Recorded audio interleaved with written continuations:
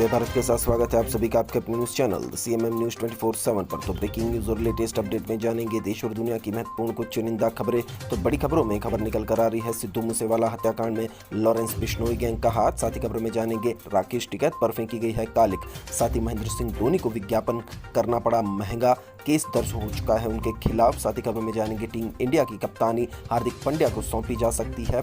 साथ ही असादुद्दीन अवैसी ने आधार कार्ड और मॉब लिंचिंग पर दिया बड़ा बयान। साथ ही जानेंगे अमेरिका में फायरिंग केस में 10 साल के बच्चे को पुलिस ने लिया हिरासत में। उसी के साथ सारी की सारी बहुत ही महत्वपूर्ण और काम की खबरें हैं आज आपके लिए, तो वीडियो को एंड तक जरूर देखिए ताकि आपकी कोई भी न्यूज अपडेट मिस ना हो। तो हेलो दोस्तों, आज तारीख हो चुकी है 31 मई 2022 और दिन हो चुका है मंगलवार। तो पहली बड़ी खबर में जानते हैं यूपीएससी के नतीजे घोषित।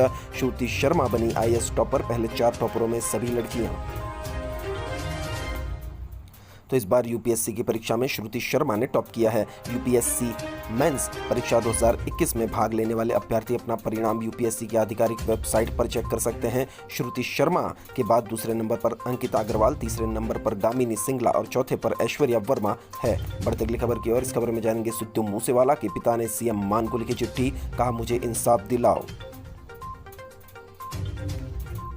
तो मूसेवाला के पिता ने मांग की है कि मामले की जांच हाई कोर्ट के मौजूदा जज से करवाई जाए। मूसेवाला के पिता ने जांच में CBI और NIA की मदद लेने की भी मांग की है। CM भगवंत मान ने कहा है कि वह दोषियों को किसी भी कीमत पर नहीं बख्शेंगे। बढ़ते अगली खबर की ओर। इस खबर में जानेंगे सिद्धू मूसेवाला की हत्या की साजिश से जुड़ा बड़ा खुलासा, दिल्ली तिहाड़ जेल में रची गई थी साजिश। जहाँ दोस्तों अगली 1-2 खबरें मूसेवाला के हत्याकांड के रिलेटेड ही है। दरअसल पंजाब के मशहूर गायक और कांग्रेस नेता सिद्धू मूसेवाला की हत्या मामले में बड़ा खुलासा हुआ है। इस हत्या के तार दिल्ली की तिहाड़ जेल से जुड़े हैं। मीडिया रिपोर्ट्स के मुताबिक इस हत्या की साजिश तिहाड़ जेल में रची गई थी। गौरतलब है कि पंजाब के मनसा जिले के गांव जवाहर के में AK-47 से ताबड़तोड़ फायरिंग हुई थी। इस फायरिंग में सिद्धू मूसेवाला की जान चली गई थी। लॉरेंस बिश्नोई गैंग के साथी और कनाडा में बैठे गोल्डी बराड़ ने इस हत्याकांड की जिम्मेदारी ली है। बढ़ते अगली खबर की ओर। तो इसमें जानेंगे मूसेवाला को मारने वाली गैंग की जड़ें राजस्थान में जेल से चलती है। 600 शार्प शूटर्स की गैंग नया अंडरवर्ल्ड बनाना चाहता है लॉरेंस बिश्नोई। मशहूर पंजाबी सिंगर और कांग्रेस नेता सिद्धू मूसेवाला के कत्ल की जिम्मेदारी लॉरेंस गैंग ने ली है। लॉरेंस फिलहाल दिल्ली की तिहाड़ जेल में बंद है। इससे पहले वो राजस्थान की जोधपुर और अजमेर जेल में भी लंबे समय तक रह चुका है। पुलिस के मुताबिक लॉरेंस गैंग में करीब 600 शार्प शूटर अभी भी है। देखते अगली खबर। तो इसमें जानेंगे मूसेवाला हत्याकांड की जांच, गैंगस्टर लॉरेंस NIA कोर्ट पहुंचा, एनकाउंटर की आशंका जताई। उत्तराखंड से संदिग्ध शार्प शूटर समेत 6 हिरासत में।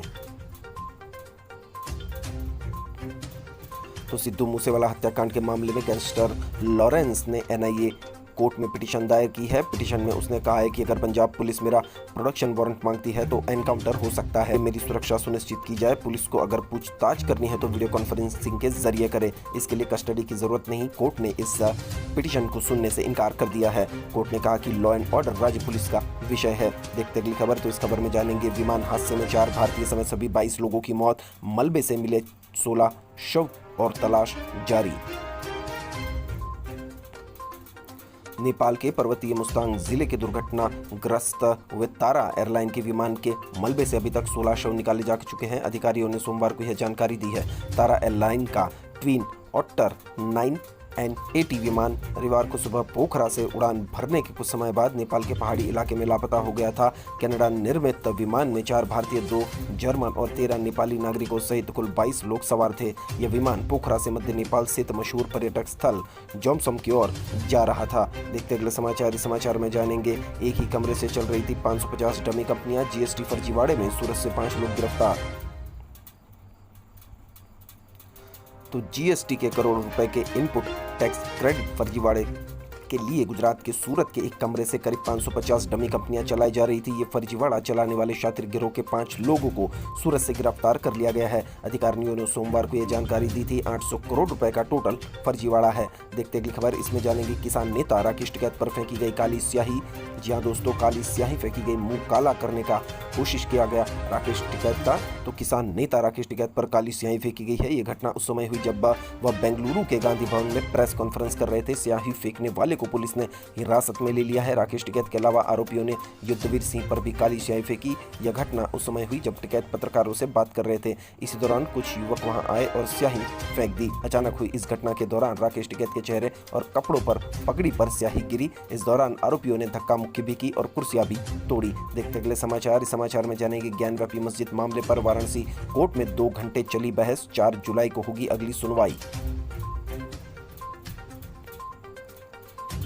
तो ज्ञानव्यापी केस में वाराणसी कोर्ट में मस्जिद मामले पर करीब 2 घंटे तक बहस हुई। विष्णु जैन समेत सारे पक्षकार कोर्ट में मौजूद रहे। इस दौरान 1991 प्लेसेस ऑफ वर्शिप एक्ट पर मुस्लिम पक्ष अधिवक्ता अभयनाथ यादव ने बहस की। इस मामले पर 2 घंटे तक बहस होने के बाद कोर्ट ने मामले की सुनवाई 4 जुलाई तक के लिए टाल दी है। देखते अगली खबर। इस खबर में जानेंगे हार्दिक पांड्या इस सीरीज के लिए बनेंगे टीम इंडिया के कप्तान। तो आईपीएल 2022 में हार्दिक पांड्या ने कमाल का प्रदर्शन किया है। उनकी टीम गुजरात टाइटंस ने आईपीएल के 15वीं सीजन की ट्रॉफी भी जीत ली है। हार्दिक पांड्या पहली बार आईपीएल में कप्तानी कर रहे थे, जिसमें वे पास होते हुए नजर आ रहे हैं। पहले मैच से लेकर आखिरी मैच तक टीम ने लगातार बेहतरीन प्रदर्शन किया। अब खबरें इस तरह की आ रही है कि इसी का इनाम हार्दिक पांड्या को मिल सकता है। वे टीम इंडिया के कप्तान बनाए जा सकते हैं। हालांकि इस बारे में अभी पक्के तौर पर कुछ कहा नहीं जा सकता। देखते अगली न्यूज अपडेट। इसमें जानेंगे गुजरात से गिरफ्तार 4 आरोपी न्यायिक हिरासत में भेजे जाएंगे। 29 थे फरार। या दोस्तों 29 साल से ये आरोपी फरार थे। दरअसल मामला यह है कि मुंबई की एक विशेष सीबीआई अदालत ने 1993 के मुंबई सिलसिलेवार बम धमाकों के मामले में इस महीने की शुरुआत में गुजरात से गिरफ्तार किए गए 4 व्यक्तियों को सोमवार को 14 दिनों की न्यायिक हिरासत में भेज दिया है। मुंबई के रहने वाले 4 आरोपियों अबू बकर सैयद कुरैशी, मोहम्मद शोएब कुरैशी और मोहम्मद यूसुफ इस्माइल को गुजरात आतंकवाद निरोधी दस्ते यानी एटीएस ने एंटी टेररिस्ट स्क्वाड ने 12 मई को अहमदाबाद के सरदार नगर इलाके से एक विशिष्ट गुप्त सूचना के बाद पकड़ा था। देख ले पीली न्यूज अपडेट। इसमें जानेंगे कांग्रेस ने जारी की राज्यसभा के 10 उम्मीदवारों की सूची। तो कांग्रेस ने छत्तीसगढ़ से राजीव शुक्ला और रंजीत रंजन, हरियाणा से अजय माकन, कर्नाटक से जयराम रमेश, मध्य प्रदेश से विवेक तनखा और तमिलनाडु से पी चिदम्बरम को उम्मीदवार बनाया है। महाराष्ट्र से इमरान प्रतापगढ़ी को मैदान में उतारा गया है, जबकि राजस्थान से मुकुल वासनिक, रणदीप सिंह सुरजेवाला और प्रमोद तिवारी को टिकट दिया गया है। तो इसका प्रेस रिलीज आप अपनी स्क्रीन पर देख सकते हैं। बढ़ते अगली खबर की ओर। इस खबर में जानेंगे जमीयत उलेमाए हिंद ने समान नागरिक संहिता के खिलाफ प्रस्ताव किया पारित। मदनी बोले यह संविधान के खिलाफ।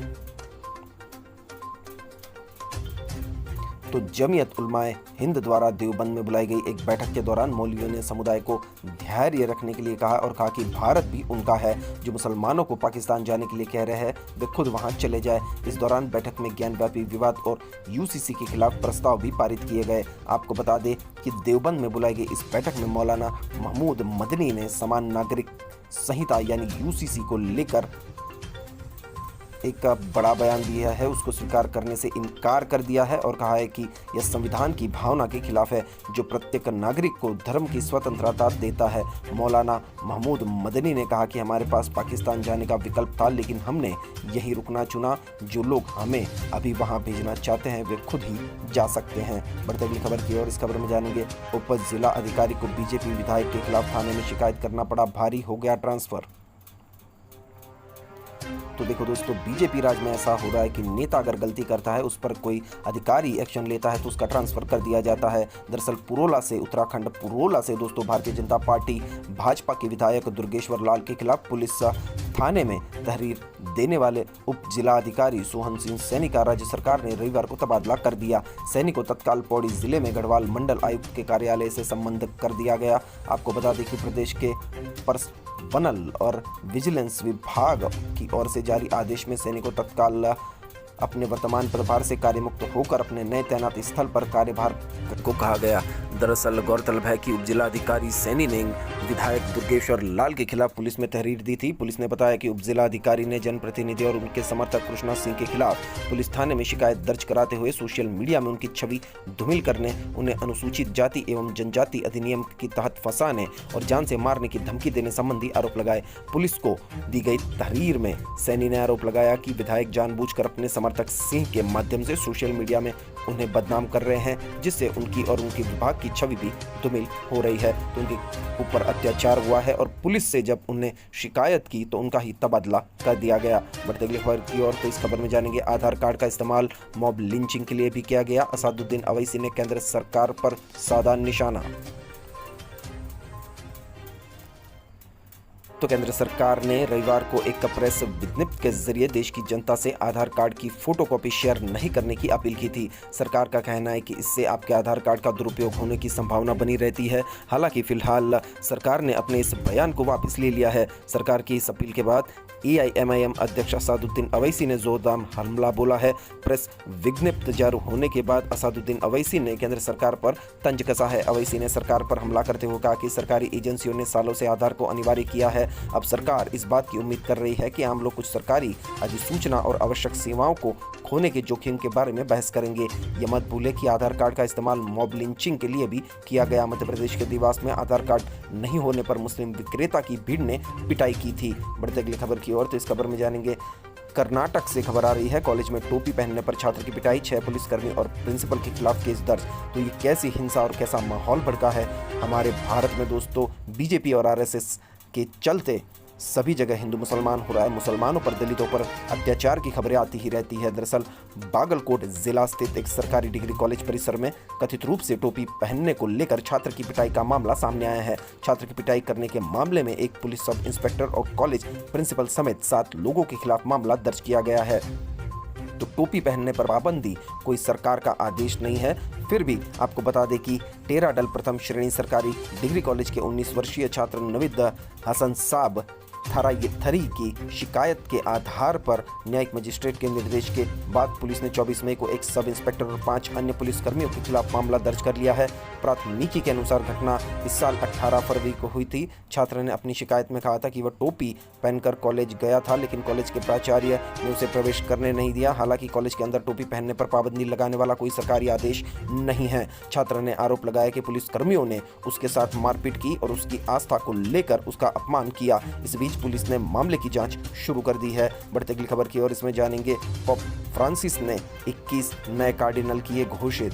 तो पोप फ्रांसिस ने 2 भारतीयों समेत 21 पादरियों को कार्डिनल नियुक्त करने की घोषणा की है। अगस्त में वेटिकन में आयोजित होने वाले समारोह में पोप इन पादरियों को कार्डिनल पर पदोन्नत करेंगे। रविवार को इसकी घोषणा की गई। जिन भारतीयों को कार्डिनल बनाने की घोषणा की गई है उनमें गोवा के आर्क बिशप फिलिप नेरी एंटोनियो सेबेस्टियानो डी रोसारियो फेरारो और हैदराबाद के आर्क बिशप एंथनी पुला शामिल है। बढ़ते अगली खबर की ओर, इस खबर में जानेंगे इंद्राणी मुखर्जी ने बॉम्बे हाईकोर्ट में दाखिल की याचिका, जेल में दंगे से जुड़ा मामला रद्द करने की मांग की। तो हाईकोर्ट में दायर अपनी याचिका में इंद्राणी मुखर्जी ने दावा किया कि उसे परेशान करने और प्रताड़ित करने के मकसद से मामले में फंसाया जा रहा है। हाल ही में अपनी बेटी शीना बोरा की कथित तौर पर हत्या के मामले में जमानत पर बाहर आई पूर्व मीडिया कारोबारी इंद्राणी मुखर्जी ने बॉम्बे हाईकोर्ट का दरवाजा खटखटाया है। इसमें उनके खिलाफ जेल में दंगा करने और पुलिस के उनके कर्तव्य में बाधा डालने के आरोप में दर्ज एक और मामले को रद्द करने की मांग की गई है। शीना बोरा हत्याकांड में सुप्रीम कोर्ट द्वारा जमानत दिए जाने के बाद मुखर्जी ने 20 मई को भायखला महिला जेल से बाहर आ गई थी। उन्होंने लगभग 7 साल जेल में बिताए थे। बढ़ते अगली खबर की ओर, इस खबर में जानेंगे सीएम भगवंत मान का बड़ा ऐलान, हाईकोर्ट के सिटिंग जज से कराएंगे जांच, किसी भी दोषी को नहीं बख्शा जाएगा। जी हाँ दोस्तों, मूसेवाला केस में अपडेट आया है। दरअसल पंजाब के मशहूर सिंगर व कांग्रेस नेता सिद्धू मूसेवाला की हत्या की जांच के लिए उनके पिता की मांगों को लेकर मुख्यमंत्री भगवंत मान ने ये बड़ा फैसला लिया है। मामले की जांच हाईकोर्ट के सिटिंग जज द्वारा कराई जाएगी। उन्होंने कहा कि किसी भी दोषी को बख्शा नहीं जाएगा। बढ़ते अगली खबर की ओर, इस खबर में जानेंगे दरगाह के दावों को लेकर पहली बार विरोध शुरू, महाराष्ट्र से आए लोग, महाराणा प्रताप सेना के अध्यक्ष पर कार्रवाई की मांग।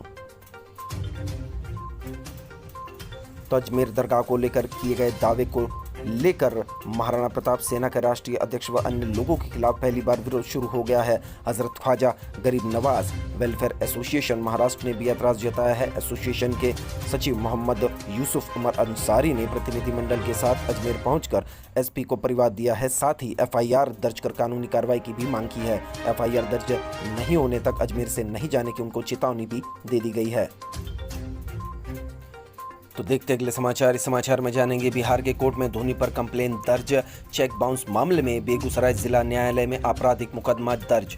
तो विज्ञापन महंगा पड़ा है महेंद्र सिंह धोनी को। बिहार के बेगूसराय जिला न्यायालय में भारतीय क्रिकेटर के खिलाफ अब एक मामला दर्ज हुआ है। दरअसल भारतीय क्रिकेट टीम के पूर्व कप्तान महेंद्र सिंह धोनी समेत 8 लोगों पर कंप्लेंट दर्ज की गई है। मुख्य न्यायिक दंडाधिकारी रूपा कुमारी के न्यायालय में डीएस एंटरप्राइजेस के प्रोपराइटर नीरज कुमार निराला ने चेक बाउंस मामले में यह कंप्लेंट दायर की है। धोनी इस प्रोडक्ट का विज्ञापन भी करते हैं, इसलिए उन्हें भी आरोपी बनाया गया है। बढ़ते अगली खबर की ओर। इस खबर में तो प्रशांत किशोर ने शुरू की जन सुराज यात्रा। राजद के दिवंगत नेता रघुवंश प्रसाद को श्रद्धांजलि, ग्रामीण इलाकों में किया दौरा। तो प्रशांत किशोर ने जन सुराज यात्रा की शुरुआत पूर्व केंद्रीय मंत्री, लोकप्रिय समाजवादी नेता स्वर्गीय रघुवंश प्रसाद सिंह के पैतृक निवास पहुंचकर उन्हें श्रद्धांजलि अर्पित करके की। सोमवार को प्रशांत किशोर वैशाली जिले के महनार के पानापुर गांव में स्वर्गवासी रघुवंश प्रसाद सिंह के घर पहुंचकर उनकी तस्वीर पर माल्यार्पण किया और उनके परिवार के सदस्यों से भी मुलाकात की। यह प्रशांत किशोर ने स्थानीय जनप्रतिनिधियों से भी यहां संवाद किया। इसमें मुखिया, जिला परिषद सदस्य, ब्लॉक प्रमुख भी शामिल थे। देखते अगली न्यूज अपडेट। तो इसमें जानेंगे टीवी डिबेट में आपत्तिजनक टिप्पणी का विवाद, बीजेपी प्रवक्ता नुपुर शर्मा के खिलाफ अब ठाणे में दर्ज हुआ केस, पैगंबर मोहम्मद साहब के लिए कहते अपशब्द। तो बीजेपी नेता अब सीधे तौर पर हिंदुत्व और हिंदू मुसलमान की राजनीति पर आ गए हैं, मुसलमानों को दबाना चाहते हैं। दरअसल एक टीवी चैनल में डिबेट के दौरान पैगंबर मोहम्मद साहब के खिलाफ कथित रूप से आपत्तिजनक टिप्पणी करने वाली बीजेपी के राष्ट्रीय प्रवक्ता नुपुर शर्मा की मुश्किलें अब बढ़ चुकी है। अब नुपुर के खिलाफ ठाणे के मुंब्रा में एक और मामला दर्ज किया गया है। उनके खिलाफ धार्मिक भावनाओं को ठेस पहुंचाने के आरोप में मामला दर्ज किया गया है। विभिन्न धाराओं में केस दर्ज किया गया है। ठाणे में शर्मा के खिलाफ भारतीय दंड संहिता की धाराएं 295A विमर्शित और विद्वेषण पूर्ण कार्य जो किसी भी वर्ग, धर्म या धार्मिक विश्वासों को अपमान करके उसकी धार्मिक भावनाओं को आहत करने की आशय से किया गया हो। 153A समूह के बीच दुश्मनी को बढ़ावा देना और 505 दो विभिन्न समुदायों के बीच शत्रुता, घृणा या वैमनस्य की भावनाएं पैदा करने के आशय से झूठे बयान देना आदि के तहत मामला दर्ज किया गया है। बढ़ते अगली खबर की ओर। इस खबर में जानेंगे लाइफ मैटर के बाद ब्रिटेन ने उठाया कदम, ब्रिटिश स्कूल में बच्चे पढ़ेंगे अश्वेतों के योगदान से जुड़े पाठ, इसे लेकर छिड़ गई है बहस। तो अमेरिका में लगभग 2 साल पहले रंगभेद को खत्म करने के लिए ब्लैक लाइफ मैटर आंदोलन चला। इस रिसर्च में सामने आया कि अश्वेतों पर हुए अत्याचारों में नई पीढ़ी को पता नहीं है कि इनके बारे में इन्होंने क्या योगदान दिया है। इसीलिए अब ब्रिटेन सरकार ने एक फैसला लिया है। इसके तहत 5 से 14 साल के बच्चों के स्कूलों में इतिहास की किताबों में अश्वेतों के योगदान के बारे में पाठ जोड़े जाएंगे। अश्वेतों को गुलाम बनाने और उनकी खरीद फरोख्त सहित औपनिवेशिक काल के दौरान श्वेत शासकों के जुल्मों के कोर्स की किताबों में शामिल किया जाएगा। जी हाँ दोस्तों, अब ये सारी चीज़ें किताबों में शामिल होगी। ब्रिटेन में इसे मॉडल करिकुलम का नाम दिया गया है। इसका उद्देश्य आने वाली पीढ़ी में अश्वेतों के प्रति नजरिए को बदलना है। साथ ही ऐसे अश्वेत लीडर की कहानियां भी शामिल की जाएगी जिन्होंने ब्रिटेन के विकास में अपना योगदान दिया है। बढ़ते अगली खबर की ओर। इस खबर में जानेंगे किम जोंग ने दी लॉकडाउन में ढील, बुखार के 1 लाख मामले, फिर भी कहा अब हालात काबू में।